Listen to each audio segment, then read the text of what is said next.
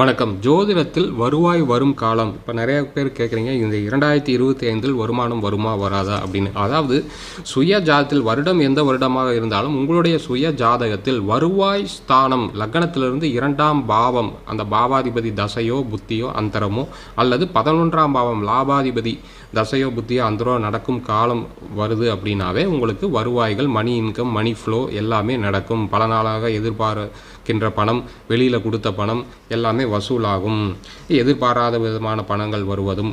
இப்போ ஒவ்வொரு லக்னத்துக்கும் அந்த 11ஆம் அதிபதிகள் இங்கே கொடுத்துருக்க. உதாரணத்துக்கு மிதுன லக்னம் அப்படின்னா மிதுன லக்னத்துக்கு வருவாய் ஸ்தானாதிபதி சந்திரன், அதே லாபாதிபதி செவ்வாய். இப்போ சந்திர தசை சந்திர புத்தி, இல்லை செவ்வாய் தசை, இல்லை வேறு ஏதாவது ராகு தசையில் செவ்வாய் புத்தி, இல்லை குரு தசையில் சந்திர புத்திலாம் அந்த வருவாயை தரக்கூடிய அமைப்பு. இந்த 12 லக்னத்துக்கும் இந்த கிரகங்கள் போட்டிருக்க. அதே அந்த 2-11 நிற்கக்கூடிய கிரகங்களின் தசாபுத்தி காலங்களும் வருவாய் வரும். நம்ம சேனல் சப்ஸ்கிரைப் பண்ணிட்டு பாருங்கள்.